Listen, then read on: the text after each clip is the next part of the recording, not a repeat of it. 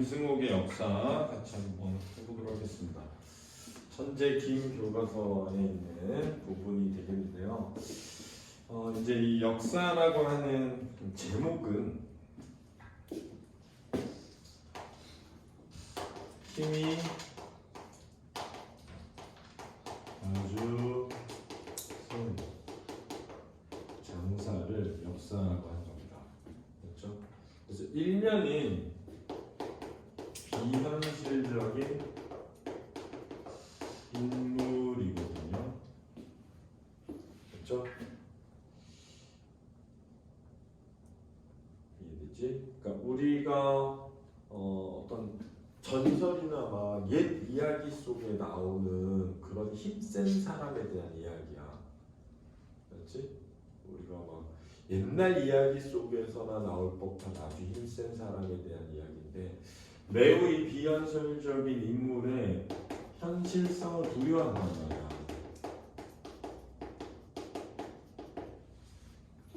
그걸 통해서 우리가 근대화 과정에서 상실하게 된 뭔가 환상적인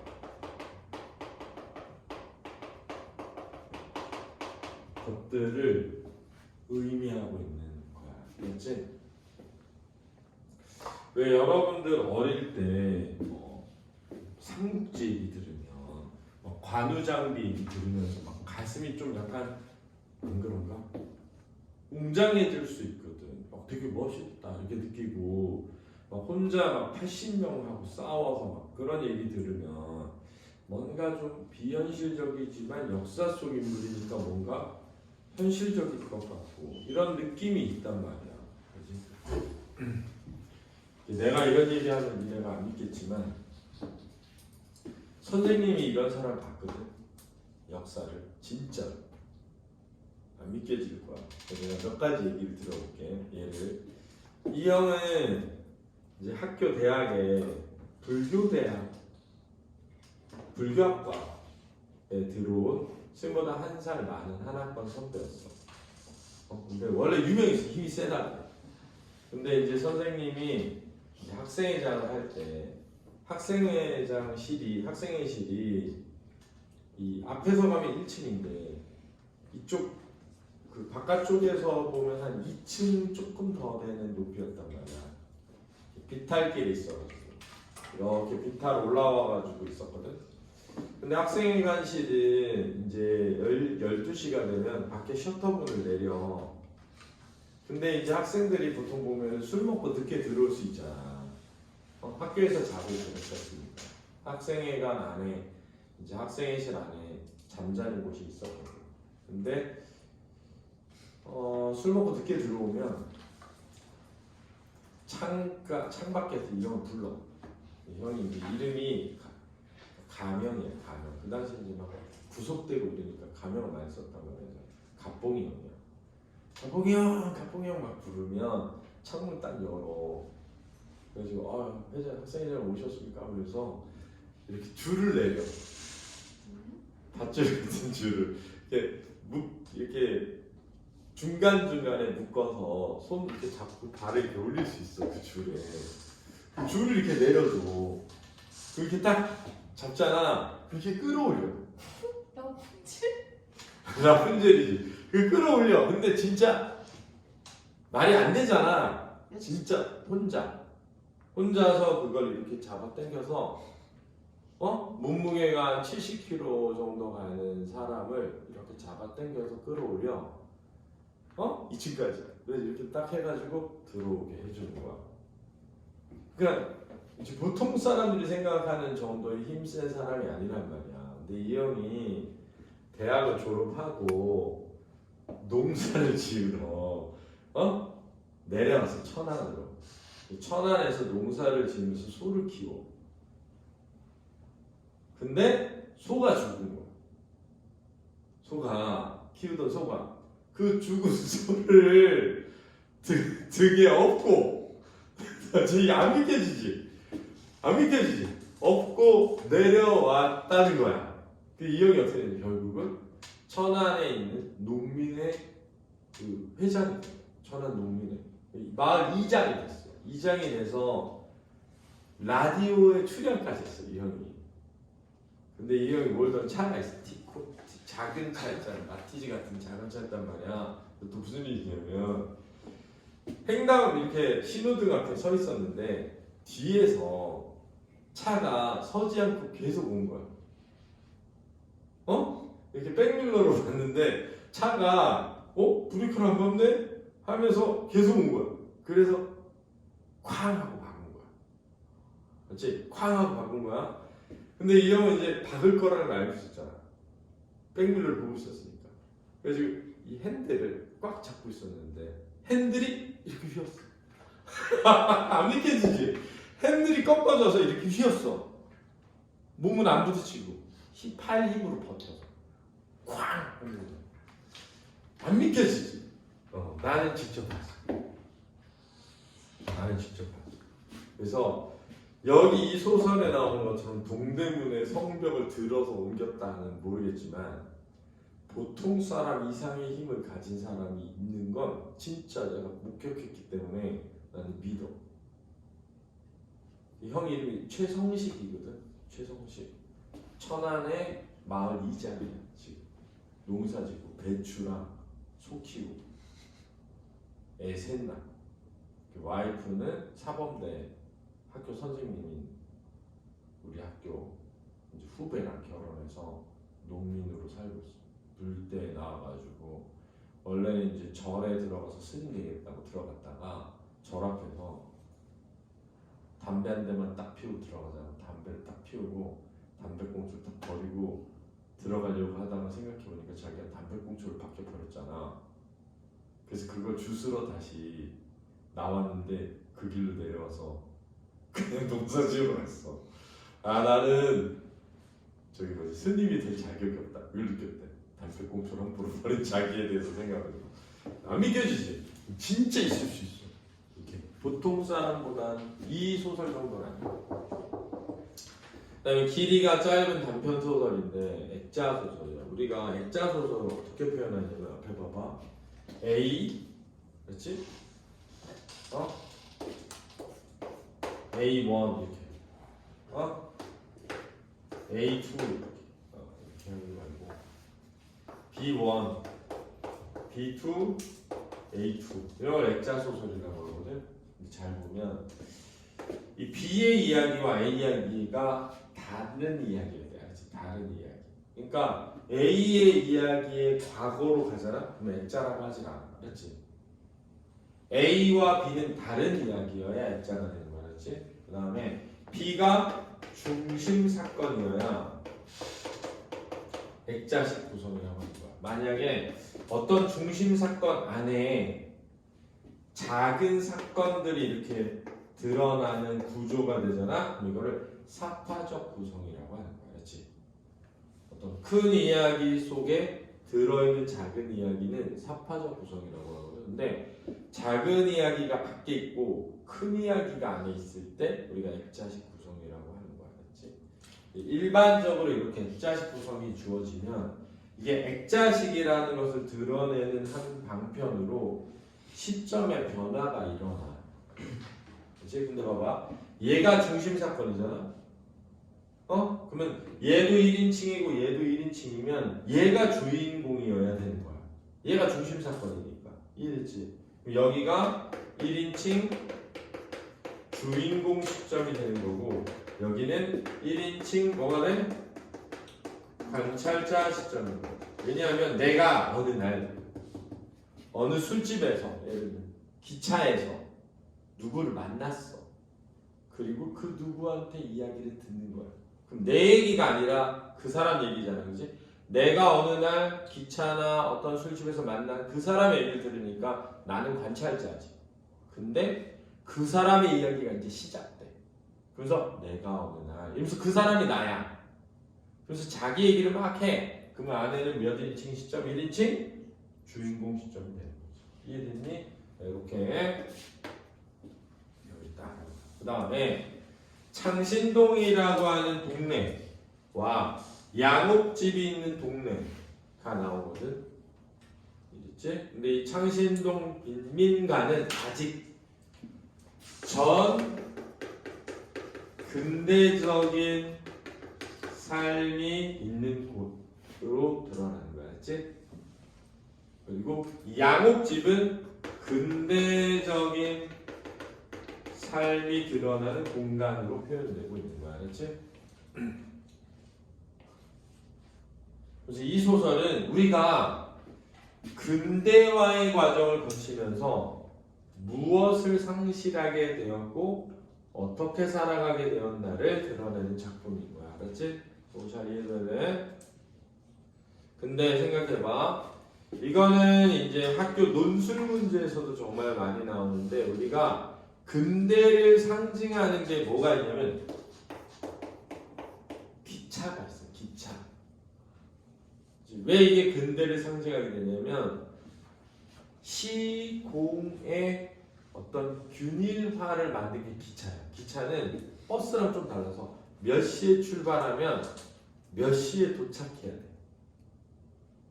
이해되지, 그지? 기차라는 건 여기서 정시에 출발해서 저기서 정시에 도착하는 거거든. 그러니까 시간의 통일을 만들어. 그 다음에 먼 공간을 하나로 이어주거든. 그러니까 공간의 통일도 만들어내는 거야. 그러면서 문명이 더 빠르게 전파되면서 더 빠르게 근대화된단 말이야. 그래서 근대를 상징하는 것으로 기차가 많이 등장해. 그래서 니네 와사등이나 이런 시 같은 데 보면 뭐 기차가 뭐 담배 연기를 내뿜으며 이렇게 나와. 추리서적 같은 거 보면 이 기차가 근대를 상징하는 거야. 두 번째는 아까도 얘기했지만 시간 얘기를 했잖아. 전근대 사회라는 삶은 내가 배가 고파서 밥을 먹고 졸려서 잠을 자는 곳이야. 해가 떠서 일을 하러 가는 거거든. 근데 근대 사회라는 것의 특징이 뭐냐면 시간에 맞춰서 일어나고 시간에 맞춰서 자고 시간에 맞춰서 밥을 먹는 거야. 이해됐어? 그러니까 니네도 봐봐. 시간이 돼서 일어나잖아. 일어나고 싶어서가 아니라 시간이 돼서 밥을 먹잖아. 그게 근대적 삶을 상징하는 거야. 이 두 가지를 잘 기억해야 돼. 알았지?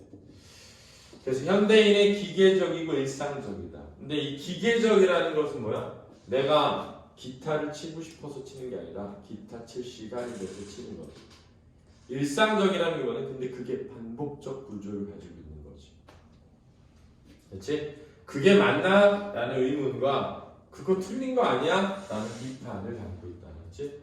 액자식 구성을 통해 액자식 서술자가 직접 겪은 일을 액자박 서술자에게 전달하고 대비되는 공간 어디와 어디? 창신동 빈민가와 양옥. 알았지?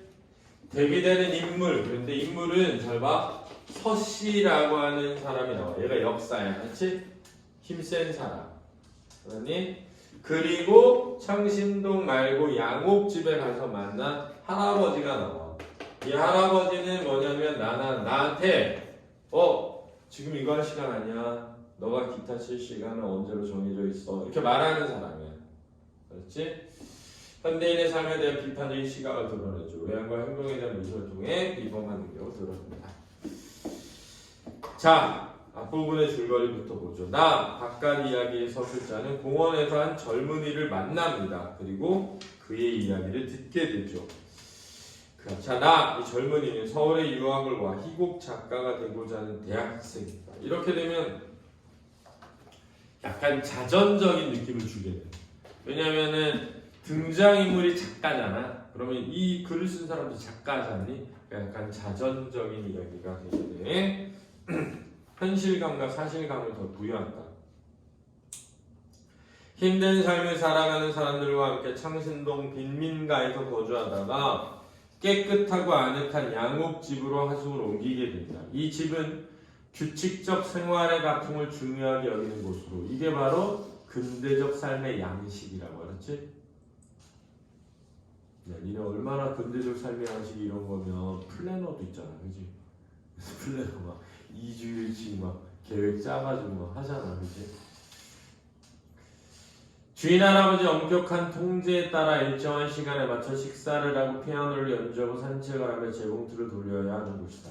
규칙과 안정을 중시하는 양옥집 생활을 하면서 나는 창신동의 생활을 그리워한다. 그러면 이게 회상하게 되는 거고, 그러면서 그곳으로 가면 역순행적 구조가 되는 거지. 액자 안에서 역순행적 구조가 나타나는 거야. 알았지? 내가 단골처럼 드나드는 곳은, 여기서 나는 내부, 작품 액자 내부의 서술자다. 알았지? 함흥집이라는 함경도에서 났다는 노파가 경영하는 술집이었다. 긴 의자의 한쪽 끝에 자리를 잡고 주모가 따라주는 술잔을 받아 마시며 나는 술보다는 그 술집의 분위기에 마음을 빼앗기고 있었다. 뭔가 좀 술집이 주는 아늑하면서도 포근한 분위기가 있을 수 있거든. 그래서 공간에 대한 설명, 묘사를 하고 있죠. 사람을 사귀려는 생각은 아예 없었으므로 나는 항상 혼자 그렇게 앉아 있었다. 꽤 오랜 시간이 지나고 술도 알맞게 취했다고 생각이 되면 나는 셈을 하고 외상으로 하는 날이 더 많았지만 이런 데서 뭐가 드러나? 나의 당시의 경제적 여건이 드러나는 거야. 그 바라크 밖으로 나왔다. 바라크라고 하는 건 임시로 지은 건물 같은 거야. 포장마차 같은 건물.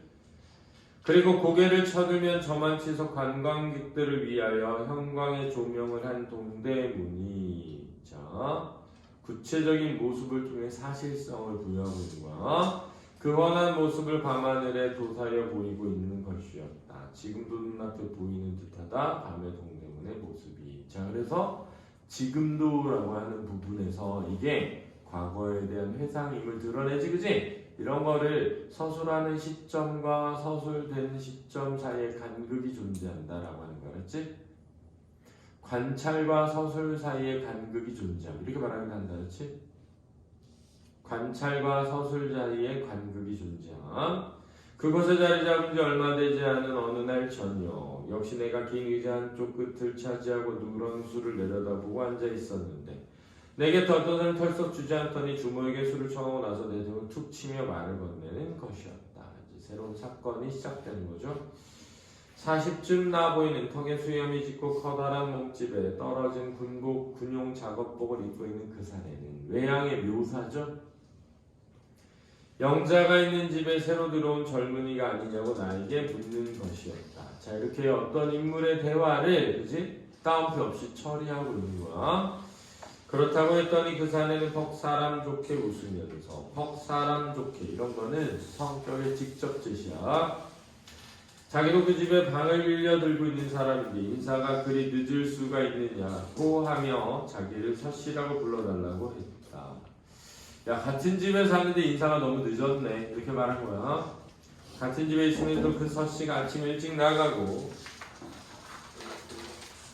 저녁에는 내가 늦게 들어가는 셈이었기 때문에 그때까지 나는 서씨라는 사람이 그 집에 들어있다는 것을 알고 있지 못했지만 자 이게 이제 내가 그를 알아보지 못한 이유가 되겠지. 그는 이렇게 나를 보았고 그리고 기억해 두고 있었던 모양이었다. 이런 데서 이제 서씨의 성격이 드러나죠. 일단 타인에게 관심을 좀 가지는 편이고 서스럼 없이 이야기를 나누는 편이죠. 무엇보다 이제 뒤에 가면 자신만이 가지고 있는 어떤 비밀을 그지? 뭐 하고 싶어? 공유하고 싶은 사람이 있는 거지. 그렇지. 사실 알게 된 것은 그렇게 해서였다. 술자리 오가는 동안 나도 말이 하고 싶어져서 고향이 어디십니까? 가족은 어디 계십니까? 무슨 일을 하고 계십니까? 하고 좀 귀찮아할 정도로 서씨에게 물어대었다. 그러나 서씨는 별로 귀찮아하지도 않고 고향은 함경도 6.25 때 단신으로 월남 지금 공사장 같은 데서 힘을 팔고 있다고 고분고분 들려주었다. 이런 데서도 이제 서씨의 성격이 간접적으로 제시되고 있는 거야. 알지? 그로 나는 거의 매일 그 서씨와 함께 함집에 드나들게 되었다. 자, 이런 데서 이제 관계의 발전이 느껴지죠. 그죠? 친해진 거야. 그는 사기수록 착한 사람의 전형이었다. 성격에 직접 제시죠. 굵게 쌍거 풀진 눈매는 가난한 사람답지 않게 빛나고 있어서 자, 이런 외양 묘사는 서씨가 지닌 특별한 능력을 그치? 사실로 믿게 하는 어떤 장치가 되는 거야. 알았지?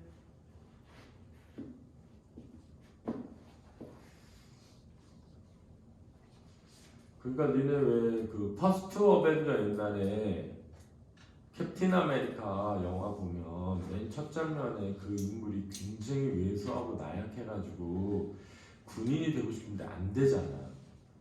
그지? 그러니까 그런 실험에 참여하는 것이 납득이 되지. 설득력이 생기지. 그리고 그 실험이 딱 끝나고 난 다음에 나왔을 때 완전 근육이 막 울퉁불퉁 하잖아? 그러니까 그런 힘을 발휘하는 게 납득이 또 되지. 그지? 어떤 외향의 묘사가 아무렇게나 만들어지는 게 아니라는 거야. 그렇지? 굵게 싼 거 풀진. 차라리 보는 사람이 열등감을 줄 정도지만 그는 그 눈으로 상대편에게 친밀감을 낼 줄도 알았다. 영리해 보이지는 않고 오히려 행동이며 모르더라는 건 그 반대인 듯했다.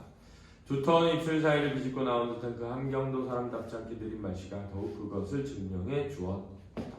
그러니까 영리해 보이진 않지만 힘은 세 보이는 거야. 그는 주량이 놀라울 정도로 컸다. 일단 생각해봐. 힘센 사람들은 술도 잘 마시잖아.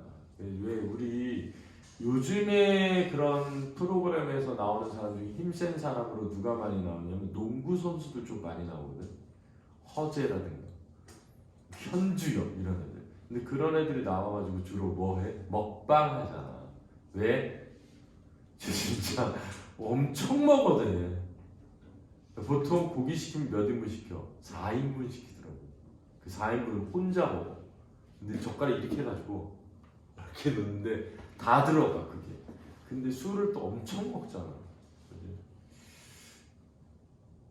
그는 곧잘 자기가 버는 돈 아마 모두 이 술집에 들어갈 거라고 하며 그리고 좋은 일이 아니겠냐고 말하며 너털 웃음으로 보냈다. 자, 이런 말에서도 간접적으로 성격이 제시되는 거야. 그렇지?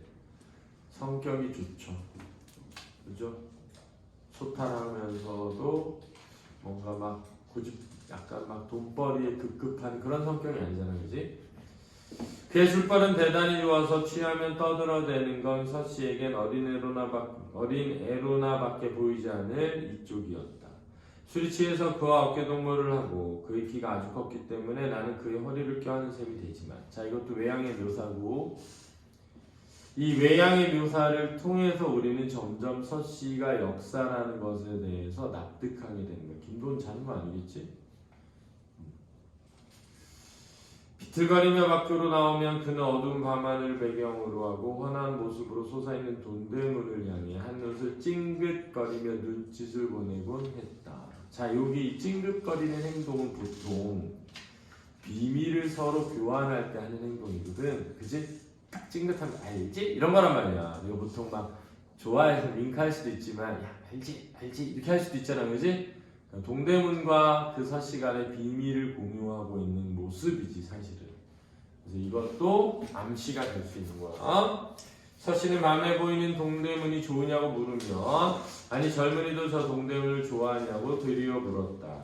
낮에는 거기서 귀신이라도 나올 것 같기도 기분 나쁘지만 형광빛 조명을 받고 있는 밤에는 참 아름다워서 좋다고 내가 대답하면 자기는 좀 별다른 의미로 동대문을 사랑하고 있다고 말했다.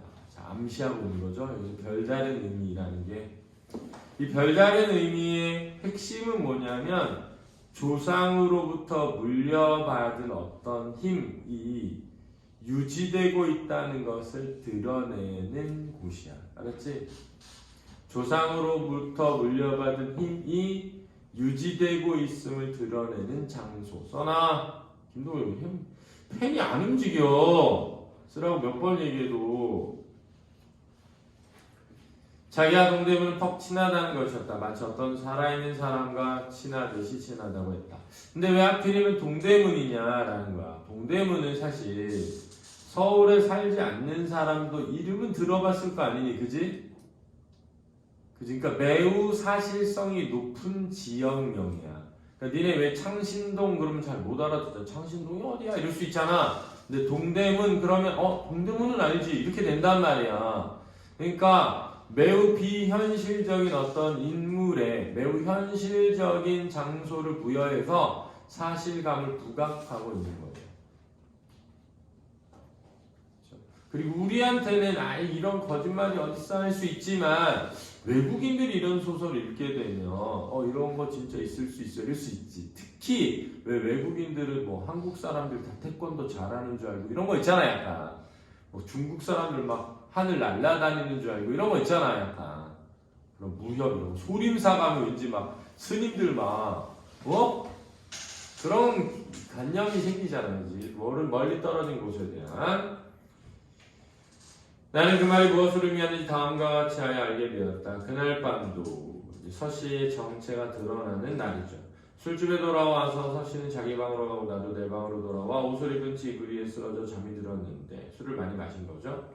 몇 시쯤 됐을까 누가 나를 흔들어 깨우는 것이었다. 서씨였다. 서씨의 입에 여전히 단냄새는 나고 있었으나 그래도 술은 깬 모양이었다.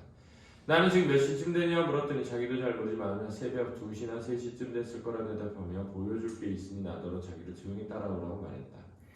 마치 보물을 캐러 가는 소년들의 비밀의 이야기를 하는 속삭임과 같은 그런 말투였다.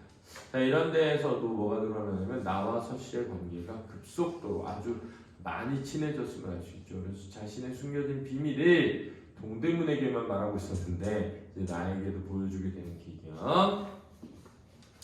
나는 그의 그러한 기세에 눌려.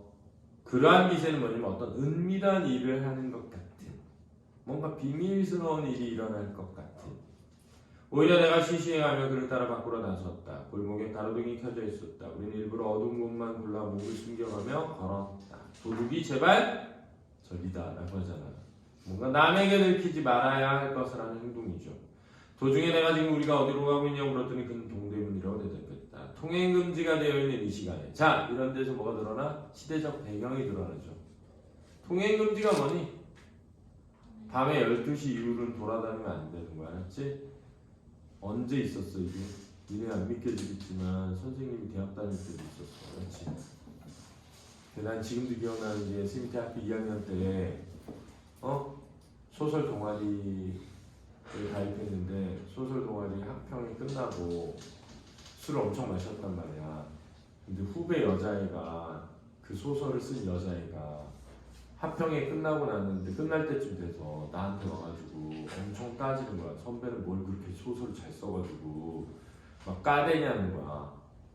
그래서 내가 아니 너 소설 잘 썼다고, 내가 못 썼다고 하는 거 아니지 않냐. 근데 소설 잘 썼다고 해서 깔 게 없는 건 아니지 않냐.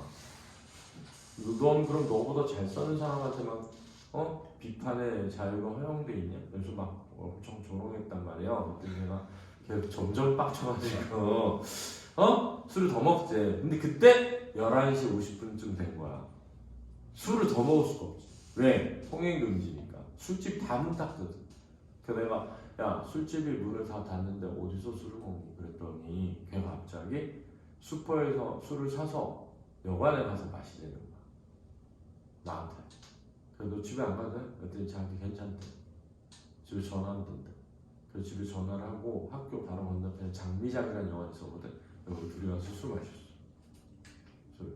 술을 먹고 잠을 자고 따로 다음날 아침에 일어났는데 잠을 한숨도 못 잤죠. 왜냐면 야 여자랑 둘이 여관에서 잤는데 잠이 오겠냐? 그래가지고 딱 일어나가지고 새벽 아침에 딱 일어나가지고 둘이 나오는데 여관을 나오는데 학교 앞이잖아. 등교하는 애들이 그 골목은 아니긴 한데 등교하는 애들 많은 골목은 아니긴 한데 좀 약간 뭐라 해야 되지?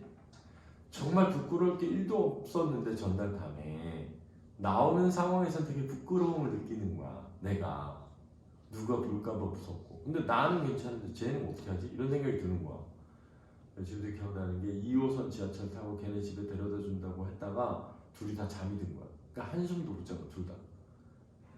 근데 2호선이 순환선이거든? 3바퀴 돈 거야. 6시간이 지났어. 지하철 안에서 눈 떠보니까 6시간이 지난 거야. 근데 그때 하필 그 몇 정거장 뒤가 건국대였어. 그래서 지금도 기억나. 그래서 건대에 내렸어. 밥이랑 먹자. 배고프니까. 그래서 건대에 내려서 호수공원 있는데 지나가면서 서로 얘기하고 그쪽에서 이제 김치볶음밥 시켜서 먹고 보냈죠. 그리고 생각했어. 아 얘랑 사귀어야겠다. 내가 대학이 2학년 때였거든. 얘가 되게 이뻤어. 똑똑하고 재능도 있고 사귀어야겠다. 근데 다음날 애가 안 나왔어 학교를. 사귀려고 했는데 근데 그 다음날 지금 대학교 2학년 처음 2학년 때 처음에 딱 너무 예뻐 좋아했던 여자가 있었는데 그냥 끝났단 말이야. 아니다 얘는. 그래가지고 근데 걔가 갑자기 술 먹자고 선배 술 한잔 할래요? 그래가지고 그래? 술 먹으러 갔는데 걔가 고백을 한 거지 실버한테. 자기가 나 좋아한다고. 선배를 좋아하는 사람 있냐고. 나 좋아하는 사람 있다고. 누구니? 너라고.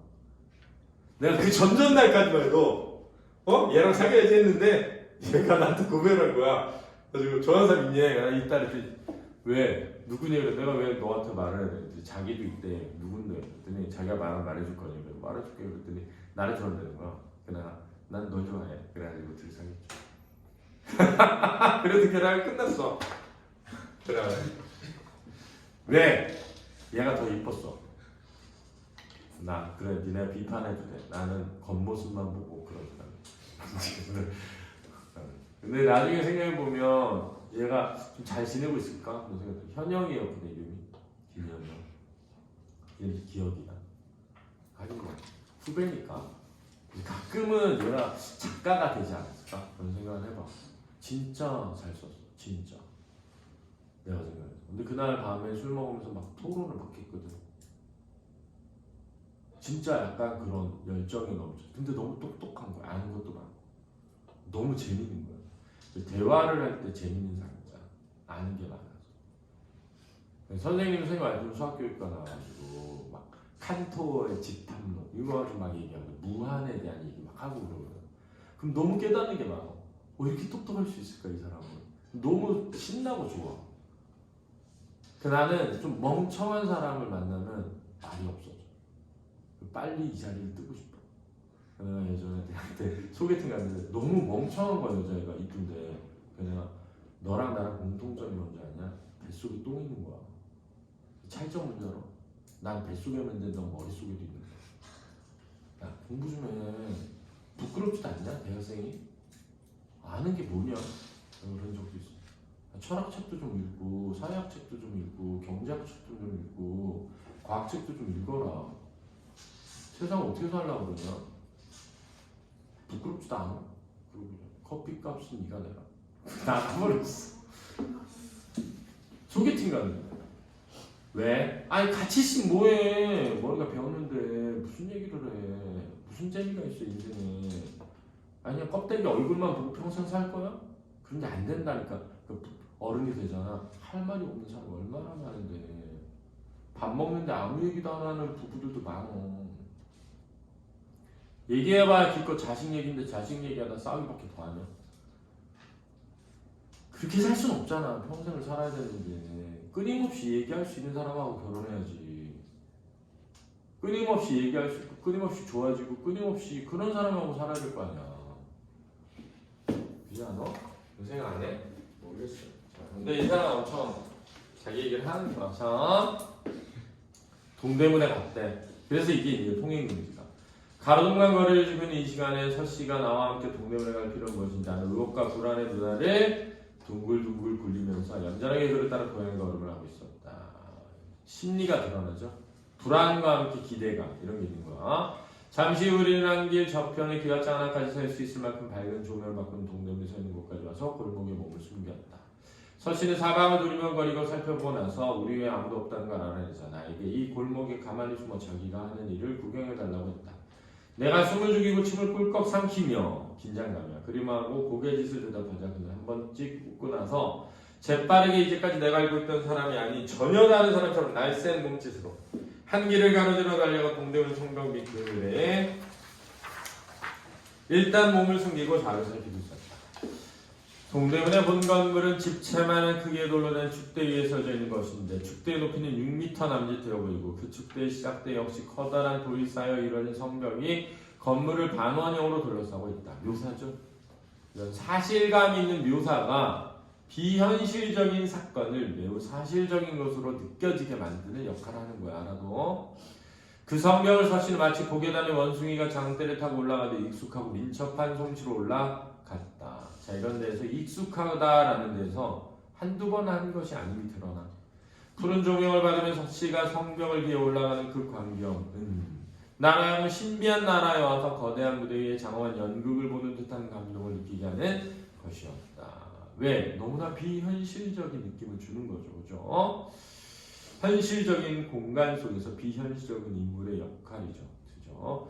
단 하나의 넓은 빗살이 펼쳐지고 그 빛에 의해 풍경이 탄생하여 오만한 마음을 가진 양 흔들리지 않고 정립해 있는데 그것을 향해 어쩌면 호소하는 듯한 어쩌면 도전하는 듯한 어쩌면 그것을 숨지 응하는 듯한 몸짓으로 몸의 온갖 근육을 움직이며 성벽을 기어오르고 있는 사람은 문득 나에게 전율조차 느끼게 했다. 이래야 되는 거 아니야? 스파이더맨! 이래야 되는 거 아니야? 그 동물에서 스파이더맨? 이것 사시의 몸은 성벽의 저 너머로 사라졌다. 그리고 잠시 후 나는 더욱 놀라운 광경을 보게 되었다. 점층적이죠.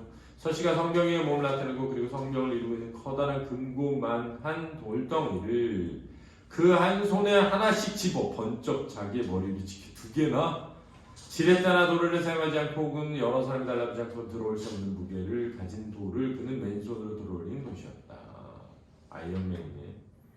그는 나에게 보라는 듯이 자기가 들고 있는 돌을 여러 차례 들어 보이고 금방 방금 그 돌이 있던 데를 서로 바꾸어 그 돌을 곱게 내려놓았다. 자, 이렇게 가능한 게 또 통행문지가 있으니까 인물 지나가는 사람들이 없잖아요, 그렇지? 나는 꿈속에 있는 기분이었다. 비현실적인 느낌. 고담 같은 옛 이야기 속에서 등장하는 역사만은 나도 인정하고 있었지만 이 한밤중에 바로 내 앞에 푸르게 나는 조명을 온몸을 받으며 성벽을 내리고 우뚝 서 있는 저 사내를 뭐라고 이름 붙여야 할지 몰랐다. 경이로우며 역사, 서신의 역사다 하고 내가 별 수 없이 인정하며 감탄이라기보다 차라리 그 귀기에 찬 광경, 귀신 어린 무서움에 떨고 있는 동안의 전율. 그는 어느새 돌아가는 유령처럼 지겹고 내 앞에 자랑스러운 웃음을 소리없이 웃고 있었다. 서신의 역사였다. 그날 밤 나는 집으로 돌아와 이제까지 그에게 아무에게도 들려주지 않았다는 서씨의 얘기를 들었다. 자, 아무에게도 들려주지 않았으니까 나와의 관계가 특별함이 드러나는 거 알았지? 그는 중국인 남자와 한국인 여자 사이에 난 혼혈아였다. 일단 이런 장치, 중국인 남자, 혼혈아 이런 게 약간 좀 신비감을 불러일으키잖아. 그의 선조는 대대로 중국의 이름이니 역사였다. 족보를 보면 헤아릴 수 없는 많은 장수들이 있었다고 했다. 그들이 가졌던 힘, 그것이 그들의 존재 이유고 유일한 유물이었던 모양이다. 그 무형의 재산은 갑으로 후손에게 전해졌다. 그것으로 그들은 세상을 평안하게 할 수 있었고 언제? 과거의 중국의 역사 속에 자신의 영광도 차지할 수 있었다. 그러나 이 서씨에 와서도 자, 이게 이제 시대의 변화죠? 근대화의 과정이야. 그 힘이 재산이 될 수는 없었다. 이게 변화된 현실이죠. 이제 와서 그 힘은 서씨라는 공사장에서 나보다 약간 더 많은 보수를 받게 하는 기능밖에 가질 수 없었다. 돈벌이의 수단이 된 거죠.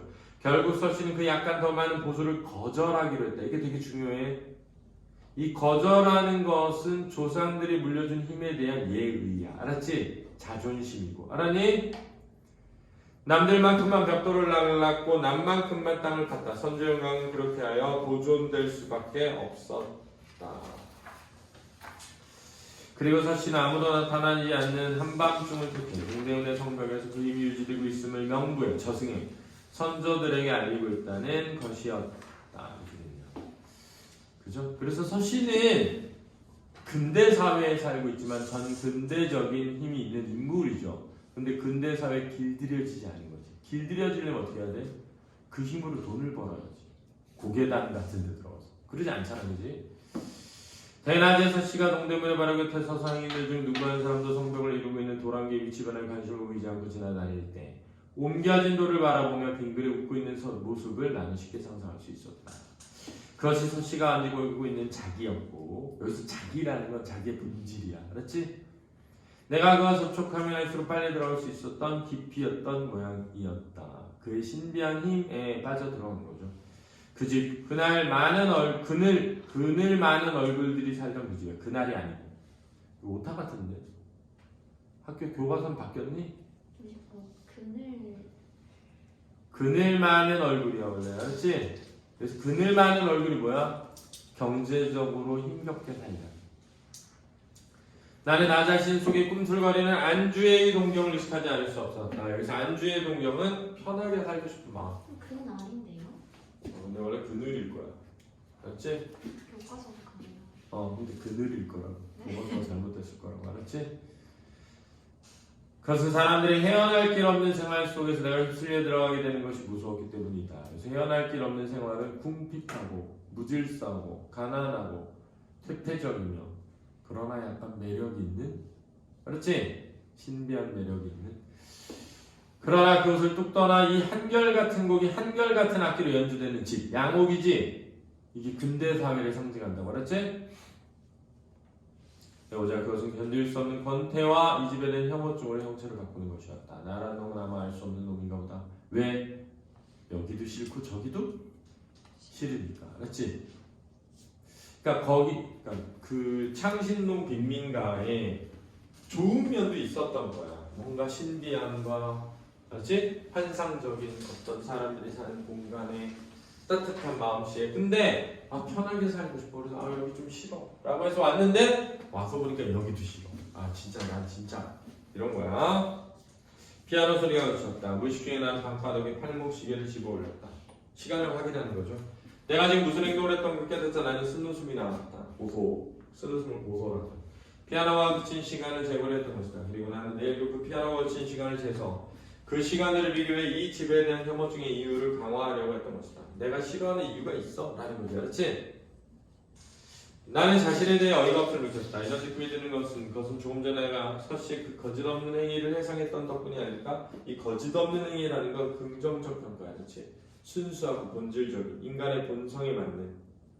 서씨가 나에게 본 적이 있다면 다소 몽상적인 의미에서의 성실이었고 그것은 이 양옥 생활의 생활을 비판하는데 필수적으로 고려해야 하는 것이 아닌가라고 나에게 생각되는 것이었다. 이 양옥의 생활은 생명력이 상실된 기계적인 삶이죠. 인간의 본성이 사라진, 그렇지? 기계적인 삶이야. 그러나 이 집으로 옮겨온 다음날 저녁 식사 시간도 잡담 시간도 지나고 모든 사람이 공부 시간이 되자 나는 홀로 내 방의 벽에 기대 기타를 튕겨보기 시작했던 때를 기억하고 있다. 저기서 기타를 튕겨보는 건 기타를 치고 싶은 마음이 들었다고 하는 매우 인간적인 욕망이지. 그치? 기타를 치고 싶다는 마음이 드는 인간적 욕망이야. 불현듯 기타를 켜고 싶어지는 때가 있는 겁니다. 그것은 감정의 요구지만 그렇다고 비난할 건 못되지 않은가? 내가 줄을 그르고 음을 시험해보고 있는데 다색 나왕으로 된 내 방문이 열리며 할아버지가 들어왔다. 다색 나왕 다 뜻 알아도 갈색이야. 그리고 나의 기타 켜는 시간은 오전 10시부터 1시간 동안 할머니와 며느리가 미싱을 돌리는 시간과 같은 시각으로 배치되었다는 것이다. 그러니까 내가 기분이 나서 기타를 치는 게 아니라 치는 시간이 돼서 치라는 거야. 그렇지? 그리고 그 시간은 다른 사람들도 뭔가 시끄럽게 일을 하는 시간이죠. 위대한 가풍이 내게 작용한 첫 번이었다. 위대한 가풍이라는 건 반어적 표현이지. 왜? 이 사람은 이걸 굉장히 싫어하니까. 그러나 그 이후 내게 주어진 그 시간, 위대한 가풍의 시간 이용해 본 적이 하나도 없었다. 흥이 나지 않아서였다고 하면 적당한 표현이 되겠다. 이런 데서 이제 비판적 인식이 들어가죠. 절망감이 마루 끝에도 마당 가운데도 방바닥에서도 차서 감돌던 창신동의 그 집에서는 식구들에게 그들이 오래전에 잃어버렸던 형체없는 감동 같은 것을 조금씩 깨우치고 영혼의 안정에 얼마간은 공헌할 수 있었던 나의 기타는 그래서 노인들의 우연한 한마디에 갑자기 자기의 늙음을 발견하듯 낡아빠진 모습으로 방 구석지에 기대어져 있지 않으면 안 되게 된 것이다. 여기서 낡아빠진 모습으로 구석지에 기대져 있다는 건 뭐야? 더 이상 그런 역할을 하지 못하게 되었다라는 것이.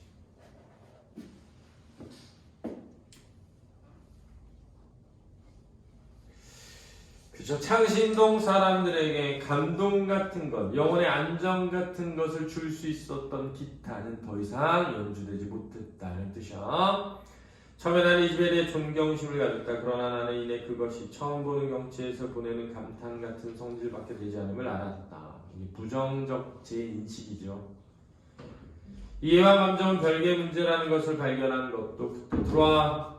이 가족의 계획성 있는 움직임, 약간의 균열쯤은 금방 땜질해버릴 수 있도록 훈련되어 있는 전진적 태도, 무언가 창조해내고 있다는 자부심을 만들어준 그늘없는 표정들. 그래서 그늘없는 표정이잖아. 아까 그날이 아니라고 그늘이라고. 알았지? 고쳐놨지? 문화라는 말을 쓸 수 있는 사람들이 있다는 버릴 사람들이었다. 그리고 이것야말로 인간이 희구하는 것이 아니었던가? 이 사람들 매일매일 달리고 있는 것이었다. 따라서 어느 지점과 거를 단축시키고 있는 셈이었다. 이것은 나의 그들에 대한 이해였다. 훈련되어 있는 점진적 태도, 자부심이 만들어준 그늘없는 태도. 알았지? 매일매일 달리고 있는 사람들. 알았지? 거리를 단축시키는 거죠. 그래서 여러분들 생각해봐. 근대화라고 하는 거는 설마 옛날에는 어딘가 여행을 가면 며칠이 걸려서 가거든. 그러면 어떻게 하냐면 여기서 여기만큼 가면서 천천히 말 타고 가면서 걸어가면서 이거 보고 저거 보고 한단 말이야. 여기 머물면서 뭐 먹고, 그지? 저기 머물면서 뭐 먹고. 그런데 근대화는 뭐냐면 공간이라는 것이 점과 점이 되었다고요. 그러니까 무슨 말이냐면 여기서 내가 부산을 여행 가는데 서울과 부산만 있는 거야. 왜? 중간은 없어. 왜? 차 안에 있으니까. 그러니까 엄청 빠른 속도로 부산을 가지만 단축되잖아. 그지? 근데 그 과정이 다 사라지는 거야. 그러니까 여행이 목적지에 도착돼서 시작돼. 과거 여행은 목적지를 가는 게 여행이거든. 전 과정이 여행이었는데 이제 목적지에서만 여행이 시작되는 세상이 오게 된 거지. 근대화의 장, 그걸 의미하거든. 그래서 우리 왜 이번에 코로나 팬데믹도 공간의 축소가 만들어낸 거라고 하잖아. 자, 이해됐니? 자, 여기까지가 우리 이 교과서에 나와 있는 본문의 전체입니다. 자, 문제 풀어보시기 바랍니다.